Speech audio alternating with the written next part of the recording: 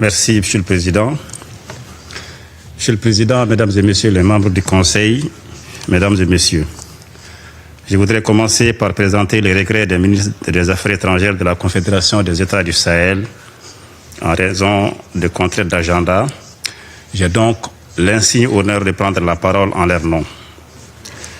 Je tiens ensuite à saluer le leadership de son Excellence le Président Julius Maada Bio, Président de la République de Sierra Leone et Président du Conseil de sécurité, à l'origine de cette initiative sur la relance de la coopération régionale dans la lutte contre le terrorisme en Afrique de l'Ouest et au Sahel.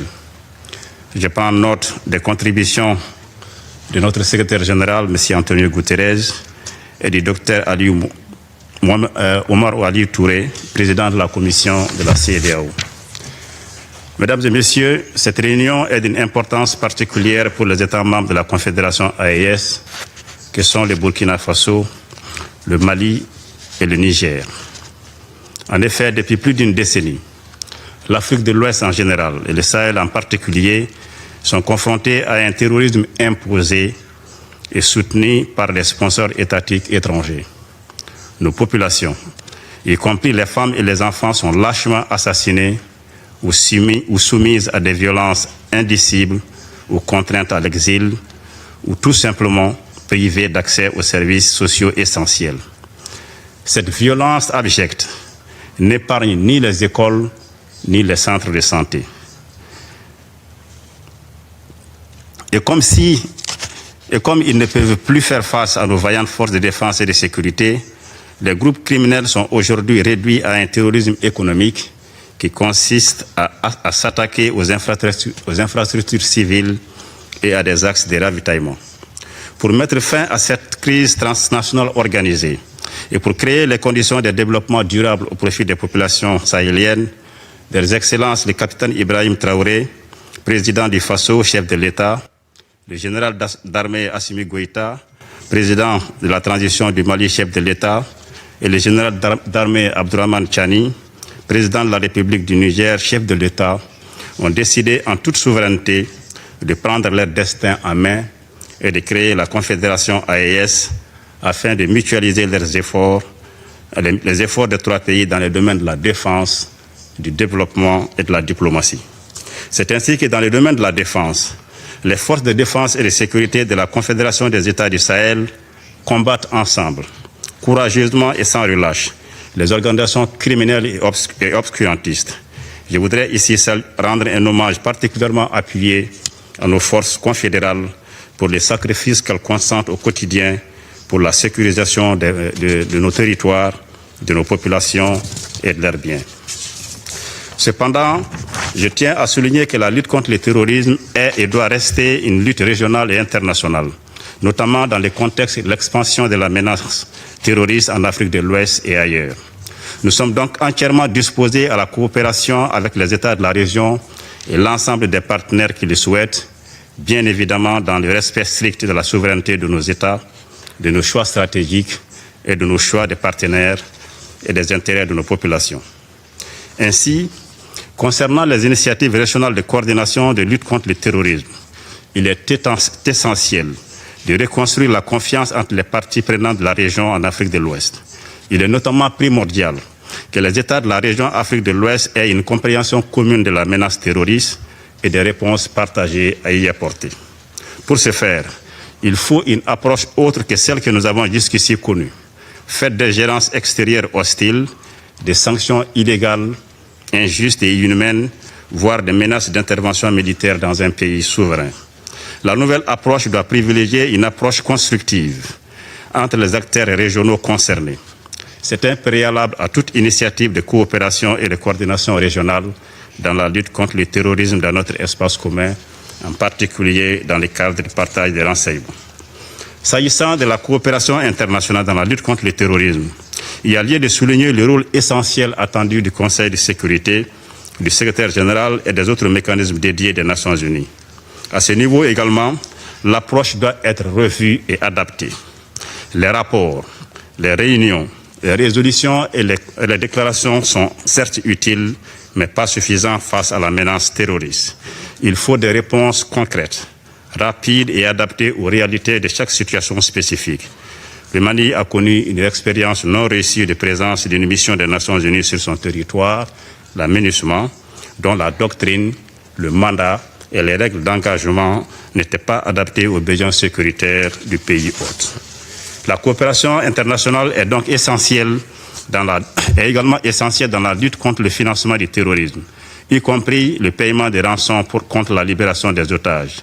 Elle est également nécessaire à la mobilisation des ressources pour venir en aide aux populations victimes du terrorisme, notamment les réfugiés et les déplacés internes.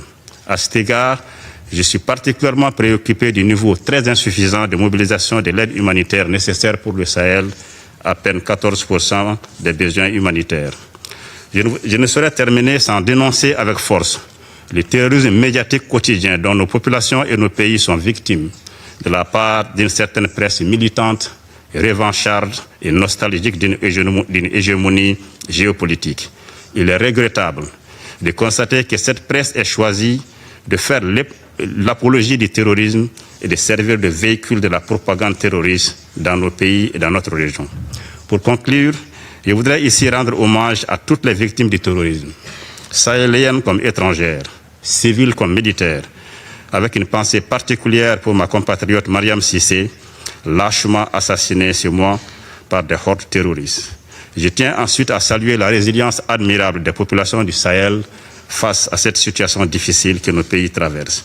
Je réaffirme la détermination sans faille des États membres de la Confédération AES à lutter contre le terrorisme et l'extrémisme violent dans notre espace commun. Je vous remercie.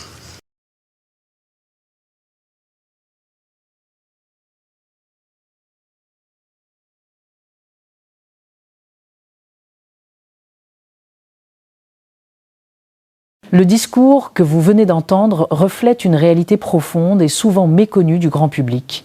Le Sahel traverse aujourd'hui l'une des périodes les plus déterminantes de son histoire contemporaine. Il est important de souligner que cette région, bien qu'elle soit souvent décrite uniquement à travers le prisme du terrorisme, représente en réalité un espace stratégique pour l'Afrique et pour le monde.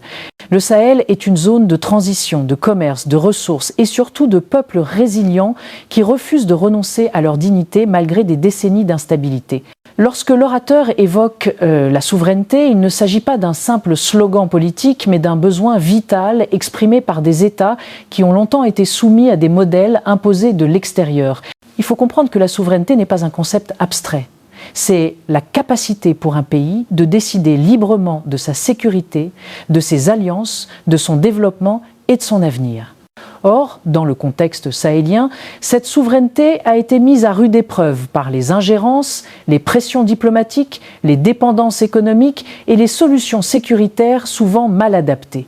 La confédération AIS, formée par le Burkina Faso, le Mali et le Niger, incarne à ce titre une nouvelle dynamique régionale.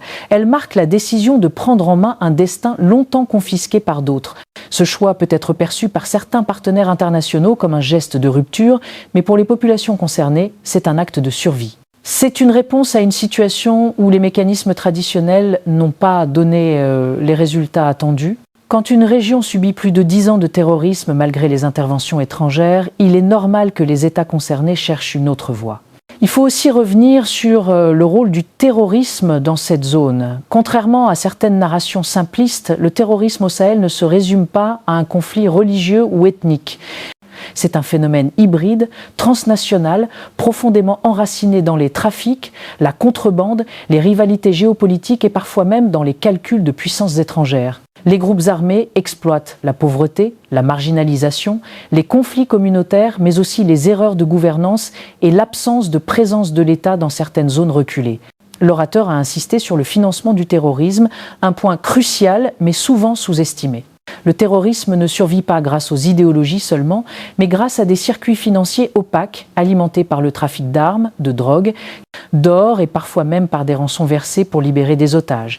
Tant que ces circuits ne seront pas démantelés, aucune stratégie militaire, aussi efficace soit-elle, ne pourra éradiquer durablement la menace. Un autre aspect que nous devons analyser est la question de la désinformation. Le Sahel est devenu ces dernières années un laboratoire de propagande concurrente, où médias militants, réseaux sociaux manipulés et narrations géopolitiques s'affrontent pour influencer les populations. La désinformation ne fait pas qu'entacher l'image des États, elle fragilise aussi la cohésion sociale, nourrit les discours de haine et soutient parfois indirectement l'agenda des groupes armés. La lutte contre la désinformation n'est donc pas une question secondaire, c'est un enjeu de sécurité nationale. Par ailleurs, il faut reconnaître le rôle essentiel des populations sahéliennes dans cette lutte. Trop souvent, les analyses mettent en avant les armées, les institutions ou les organisations internationales, mais oublient la première ligne de résistance, les habitants eux-mêmes. Les familles, les communautés, les chefs traditionnels, les femmes, les jeunes, tous jouent un rôle central dans la prévention de l'extrémisme, dans l'alerte, dans la médiation locale. Sans leur engagement, aucune opération militaire ne pourrait tenir.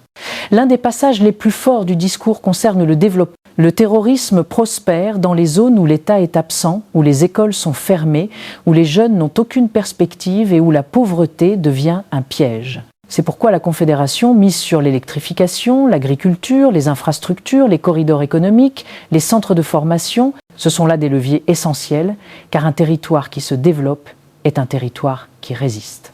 Il est également important de noter que la crise sahélienne n'est pas isolée. Elle touche l'Afrique de l'Ouest, l'Afrique centrale et peut avoir des répercussions sur l'Europe. Cela signifie que la communauté internationale ne peut pas regarder la situation comme un problème lointain. Le Sahel est au cœur de plusieurs enjeux mondiaux. Sécurité, migration, climat ou commerce, ressources. C'est pourquoi l'appel de la Confédération AIS à une coopération internationale sincère doit être entendu. L'appel à revoir les mécanismes des Nations Unies, notamment en ce qui concerne les missions de maintien de la paix, est un signal fort. Cela montre que les États sahéliens souhaitent non pas rejeter la coopération internationale, mais l'adapter à leur réalité. Une coopération efficace ne doit pas être paternaliste, mais partenariale. Pour conclure cette analyse, il est essentiel de comprendre que le Sahel se trouve aujourd'hui à un tournant.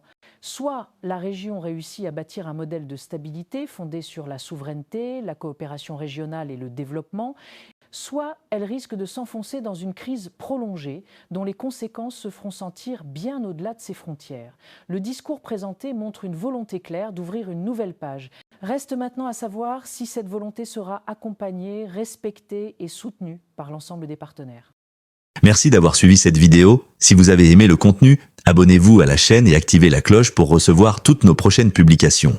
Laissez aussi vos avis dans les commentaires. Vos retours comptent énormément et nous aident à améliorer chaque nouvelle vidéo. Merci pour votre soutien et à très bientôt.